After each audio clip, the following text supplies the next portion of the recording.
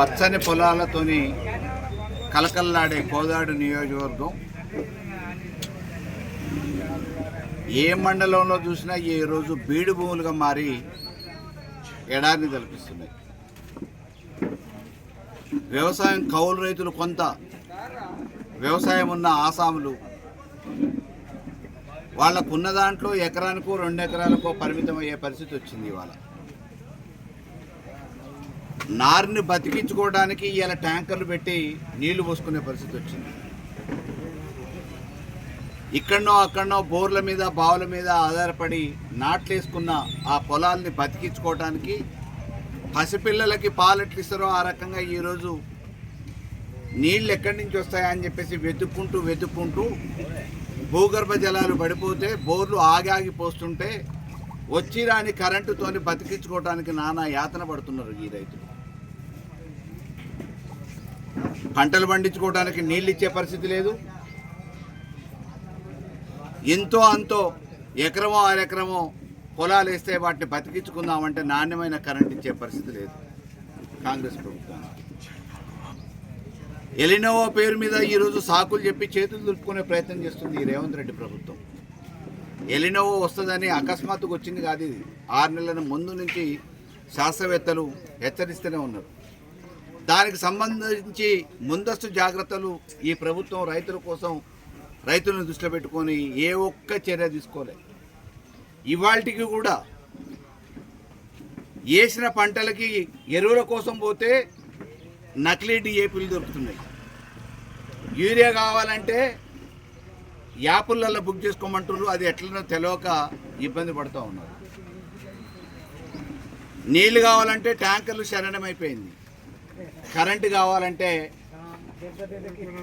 జనరేటర్లతో ఎట్లా నడిపించుకోవాలా తెలుసుకోలేని పరిస్థితులలో ఈరోజు తెలుసుకోవడానికి ప్రయత్నం చేస్తూ ఉన్నారు రైతాంగం. ఇన్వర్టర్ల కాలం వచ్చింది, జనరేటర్ల కాలం వచ్చింది, కన్వర్టర్ల కాలం వచ్చింది. రైతులు వాళ్ళు పెట్టిన మోటార్లు ఎప్పుడు ఫీజులు పోతాయో, ఎప్పుడు మోటార్ కాలిపోతుందో అనే ఆందోళనలో వచ్చి రాని కరెంటుతో ఇబ్బంది పడుతూ ఉన్నారు. ట్రాన్స్ఫార్మర్లు కాలిపోతున్నాయి, తీగలు కిందికి జారుతున్నాయి. అయినా విద్యుత్ అధికారులు పట్టించుకునే నాదుడు లేడు. వాళ్ళని సమీక్షించే పరిస్థితి ఈరోజు ప్రభుత్వానికి లేదు. అందుకే మేము ఈ ప్రభుత్వాన్ని డిమాండ్ చేస్తున్నాం. నాణ్యమైన కరెంట్ ఇవ్వండి, నాణ్యమైన కల్తీ లేని ఎరువులు పంపిణీ చేయండి, ఈ కల్తీని అవినీతిని అరికట్టండి. రైతును దోపిడీ చేస్తున్న తూకం పేరు మీద, తాలు పేరు మీద దోపిడీ చేసే ప్రయత్నం పంట దిగుబడి వచ్చినప్పుడు జరుగుతూ ఉంది. ఆ పేరు మీద ఒక్కొక్క బస్తాకి 4 కిలోలు కట్ చేసారు.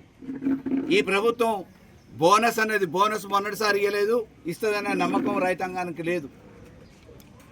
రైతు బంధు వేయట్లేదు, మొండి చేసి చూపిస్తున్నారు. రైతుని ఆదుకోవటానికి కావాల్సిన సపోర్టు ఈ ప్రభుత్వం నుంచి ఇవ్వకుండా రైతుని అప్పుల పాలు చేసే పరిస్థితి ఈరోజు కాంగ్రెస్ ప్రభుత్వంలో ఉంది. గొప్పలు చెప్పుకుంటున్నారు, మాది ప్రజాపాలన, రైతు రాజ్యం అని. ఎక్కడ చూసినా పని దొరకక సామాన్యులు, రైతు కూలీలు ఇవాళ ఇబ్బంది పడుతూ ఉన్నారు. నాట్లేయడానికి వ్యవసాయమే జరగట్లేదు, నాట్లేయడానికి ఎవరిని మమ్మల్ని పిలవట్లేదు, తినడానికి ఇబ్బంది అవుతుందని అంటున్నారు. మీరు పెట్టిన ప్రతిష్టాత్మకంగా గొప్పలు చెప్పుకొని జబ్బాలు తెచ్చుకునే ఆ సన్న బియ్యం కూడా ఈ రైతు పండించేదే. రైతు ఇవాళ పంట పండియకపోతే మీరు ఏ గొప్పలైతే చెప్పుకుంటున్నారో, ఇందిరమ్మ రాజ్యంలో సన్న బియ్యం ఇచ్చి మేము సామాన్యులను బతికిస్తున్నామని, ఆ సన్న బియ్యాన్ని కూడా ఇయ్యలేని దుస్థితి, సామాన్యుల్ని బతికేయలేని పరిస్థితి వస్తుంది. కాబట్టి ఇప్పుడైనా వెనువెంటనే కళ్ళు తెరిచి రైతుని బతికేయడానికి, రైతుని అప్పుల ఊబిలో పోనీయకుండా ఉండటానికి, రైతుని కాపాడటానికి ప్రత్యామ్నాయ ఏర్పాటు ఈ ప్రభుత్వం వెంటనే చెయ్యాలి. ఇప్పటికీ కాలం గడిచిపోలేదు. ప్రాజెక్టులలో నీళ్ళని ఎత్తిపోసుకోవడానికి ఆస్కారం ఉంది. ఎత్తిపోసిన నీళ్లను వెనువెంటనే చెరువుల్ని నింపండి. చెరువుల ద్వారా భూగర్భ జలాలు పెరుగుతాయి. భూగర్భ జలాల ద్వారా బోర్లు రీఛార్జ్ అవుతాయి, బావులు నిండుతాయి, వ్యవసాయం పండుతుంది. వ్యవసాయం ఒక పండగ మాదిరిగా ఈ తెలంగాణలో జరగాల్సిన అవసరం ఉంది. పండగ మాదిరిగా జరుగుతున్న ఈ వ్యవసాయాన్ని ఈరోజు నిర్వీర్యం చేసే పరిస్థితి ఈ కాంగ్రెస్ ప్రభుత్వంలో జరుగుతుంది. దయచేసి వెనువెంటనే ప్రభుత్వం జోక్యం చేసుకోవాలి, అధికారులు జోక్యం చేసుకోవాలి, నాణ్యమైన కరెంటు ఇవ్వాలి, నీళ్లు ఇవ్వాలని చెప్పేసి ప్రభుత్వాన్ని డిమాండ్ చేస్తున్నాం. జై తెలంగాణ, జై